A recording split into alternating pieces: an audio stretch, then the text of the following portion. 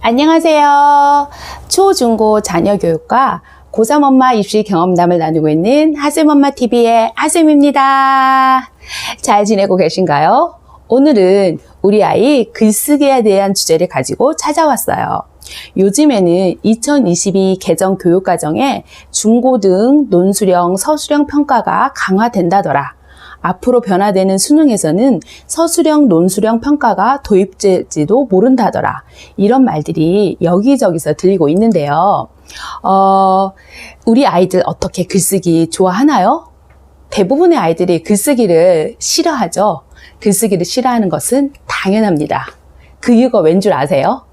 저는 제가 글을 쓰는 사람이기 때문에 그 이유를 좀 알고 있어요. 저는 이렇게 한 권의 책을 쓴 작가이기도 하고요. 일주일에 2개의 영상을 올리는 유튜버이기도 하잖아요. 이 말은 일주일에 A4 용지 5장 정도의 공식적인 글을 매주 2편씩 쓴다는 이야기거든요. 책 읽기는 입력, 소비의 영역이고 글쓰기는 출력, 창작의 영역인데요. 책 읽기가 저의 에너지에 1을 쓴다면 글쓰기는 그 10배 해당하는 10이라는 에너지를 써야 해요. 그런데 소비의 영역인 책 읽기도 우리 아이들이 잘 하나요? 사실 책을 안 읽는 아이라면 글쓰기는 아마 100배쯤 힘들 거예요. 책을 읽는 사람도 글쓰기가 10배쯤 힘든 일인데 우리 아이들에게 글쓰기가 힘든 건 아주 당연한 일이죠. 그래서 그 힘든 일을 아주 조금 쉽게 할 수 있는 방법을 제가 소개해 드리려고 해요. 이 방법은 저와 저의 첫째 아이가 이 방법을 이용해서 성공한 방법인데요. 저의 첫째 아이가 초등학교 때 쓴 글을 잠시 한번 보여드려 보도록 할게요. 이거는 저희 아이가 초등학교 때 썼던 일기장, 독서로, 그 다음에 이건 중학교 1학년 때 아이가 썼던 취미로 쓴 글인데요. 초등학교 때는 보니까 제가 1학년부터 제가 6학년까지 모아보니까 한 24권 정도가 되더라고요. 간단히 어떻게 썼는지 한번 잠깐만 보여드릴게요. 1학년 때 썼던 일기. 1학년 때 썼던 일기, 그리고 요거는 4학년 때 썼던 일기. 그리고 마지막 6학년 때 썼던 일기. 6학년 때 썼던 일기가 이렇게 있네요. 그리고 독서록은 2학년 때부터 이런 식으로 아이가 한 4권 정도 쓴 게 있는 것 같아요. 이렇게 해서 4권 정도 쓴 게 있는 것 같고, 그리고 요거는 아이가 중학교 1학년 자유학년회 때 아이가 취미 활동으로 게임에 대한 스토리를 적었는데 이런 식으로 적었더라고요. 제가 이거는 아마 우리 아이 방 소개하는 영상에서도 한번 보여준 적이 있었던 것 같아요. 그래서 이런 식으로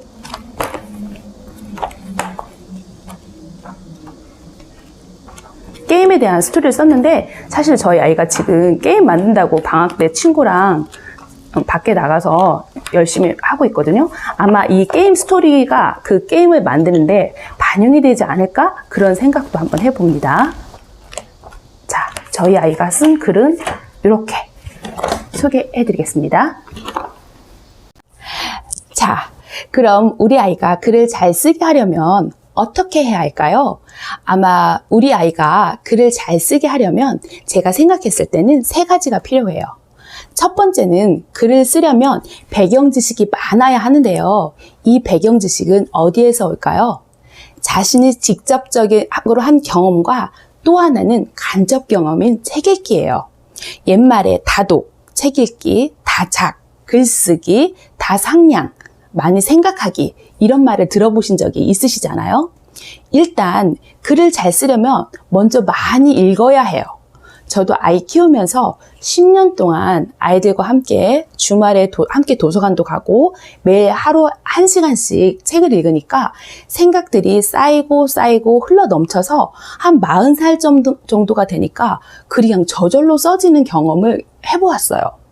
글을 잘 쓰는 첫 번째는 초, 중등 때 꾸준히 아이와 함께 책 읽기예요. 두 번째는 일기와 독서록 쓰기인데요. 이렇게 힘든 글쓰기를 아이가 그래도 학교에서 이렇게 일기 쓰기와 독서록을 숙제로 내주면 어쩔 수 없이 쓰게 되잖아요. 엄마가 아이 보고 글 쓰라고 하면 아이들이 글 쓰나요? 안 쓰죠? 그나마 학교에서 선생님들이 일기와 독서를 숙제로 내주시면 그 숙제를 하기 위해서 아이들이 글쓰기를 하잖아요. 저희 아이도 학교에서 일기 쓰기와 독서록을 쓴 거 외에는 다른 수업은 따로 받지 않았어요. 독서 토론 학원이나 논술 학원 같은 데는 안 다녔어요. 책을 전혀 안 읽는 아이라면 그런 학원에 가서 책이라도 읽고 오면 그래도 좀 나을 수도 있겠죠. 저희 아이가 초등 그렇게 6년 동안 이렇게 일기하고 독서록을 열심히 썼었기 때문에 이 숙제 때문에 아이는 감사하게도 글을 잘 쓰게 된 것 같아요. 요즘에는 일기 검사가 인권 침해라고 해서 대부분의 선생님이 에세이처럼 주제 글쓰기라는 숙제를 내주실 텐데요. 이 글쓰기 숙제만 제대로 해도 아이가 글쓰기 공부를 제대로 하고 있는 거예요. 3, 4학년 이상부터는 독서록도 학교에서 다양한 양식들을 안내해 줄 건데요. 어떤 한 형태를 쓰기를 강요하기보다는 책을 읽고 그림이 편한 아이는 그림의 형태로, 글쓰기가 편한 아이는 글쓰기 형태의 독서록을 작성하도록 하면 되거든요. 특히 저학년한테는 독서록 쓰기보다는 책 읽고 이야기를 나누는 정도가 적당하고요. 1, 2학년 때는 그림 일기 쓰기, 읽은 책 제목과 한 줄 느낌 쓰기, 3, 4학년 때는 일기와 독서록 쓰기, 국어 시간에 선생님과 토의하고 글쓰기, 5, 6학년은 일기와 독서록 쓰기, 국어 시간에 선생님과 토론하고 글쓰기가 나오는데요. 학교에서 선생님께서 수업 시간에 지도해 주시는 글쓰기를 정성껏 하면 아이는 글쓰기는 그것만으로도 충분해요. 학교에서 내주시는 주제 글쓰기와 독서록 쓰기 아이가 열심히 할 수 있도록 집에서 격려 많이 해주세요. 특히 초등 저학년은 일기 쓸 때 잘 모르는 글자를 옆에서 알려주면 좋으신데요. 이미 아이가 다 썼는데 맞춤법 틀렸다고 빨간 연필로 쭉쭉 그으시면서 다시 쓰라고 하면 아이는 글쓰기 마음을 이렇게 아예 싫어하게 되는 마음을 닫게 만드는 거거든요.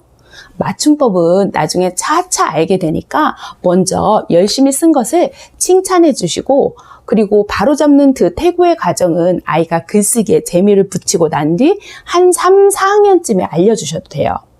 이렇게 일기와 독서록 쓰기를 충실히 하면 따로 사교육의 힘을 빌리지 않고도 우리 아이가 글쓰기를 잘하는 가장 쉬운 방법이랍니다. 주제일기 쓰기와 독서록 정도만 초등 6년 동안만 꾸준히 해도 중고등 가서 논술형이나 서술형 문제는 끄떡 없을 거예요. 그리고 여기에서 더 나아가서 아이가 글쓰기에 좀 재능이 있다 싶으면 저는 마지막으로 이 방법을 추천해 드리는데요. 이게 무엇일까요? 제가 하나 잠깐 보여드릴게요. 이것은 제가 10년 동안 써온 일기장인데요. 이게 몇 권이 되냐면 1년에 한 권씩 썼거든요. 한 권, 두 권, 세 권, 네 권, 다섯 권, 여섯 권, 일곱 권, 여덟 권, 아홉 권, 10권. 너무 무거웠네요. 이렇게 저는 1년에 한 권씩 일기를 써왔는데요. 요즘 젊은 어머니들 같은 경우는 블로그에도 일기를 많이 쓰시더라고요. 저는 블로그도 이용하기도 하지만 유튜브를 하느라 블로그는 많이 신경을 못 쓰고 있어요. 제가 이렇게 책을 쓴 작가가 될 수 있었던 것은 이 10권의 일기장 덕분이에요. 오늘 있었던 일, 속상한 일, 깨달은 일, 책 읽고 느낀 점 등 5만 가지 것들을 그냥 시간 날 때 적었어요. 블로그는 공식적인 글이라 잘 정제해서 적어야 하지만 이 나만의 일기장은 마음 가는 대로 자유롭게 적을 수 있고 누가 보지 않으니 아주 솔직하게 적을 수 있죠. 글쓰기에 재능을 보이는 아이가 있다면 이렇게 마음껏 끄적일 수 있는 자유노트 한 권을 선물해 줘 보세요. 그럼 그 아이는 그 일기장들을 모으고 모아서 나중에 작가가 될 수도 있고 파워 블로거도 될 수도 있고 영향력 있는 유튜버도 될 수가 있는 거예요. 그리고 이 자유노트는 아이가 사실 때 엄마 것도 함께 사시기를 저는 추천해 드려요. 사실 아이만 글 잘 쓰란 보장 있나요? 엄마도 자신의 마음을 받아줄 나만의 일기장이 필요하지 않나요? 자, 그럼 오늘의 내용 한번 정리해 보도록 하겠습니다. 우리 아이가 글을 잘 쓰는 법 첫 번째, 먼저 책을 읽혀서 배경 지식을 쌓게 해주자. 둘째, 학교에서 숙제로 내주는 주제 일기쓰기와 독서록을 꾸준히 작성하도록 격려해주자. 세 번째, 아이가 마음껏 끄적일 수 있는 나만의 일기장, 자유노트 한 권을 선물해주자입니다. 어떻게 제 오늘 영상이 자녀 교육하시는데 도움이 되셨을까요? 도움이 되셨다면 구독과 좋아요는 제가 다음 영상을 제작하는데 큰 힘이 된답니다. 다음에도 유익하고 알찬 정보를 가지고 찾아오도록 할게요. 이렇게 공부하시면서 아이 키우시는 부모님들 화이팅입니다. 다음에도 또 만나요. 안녕.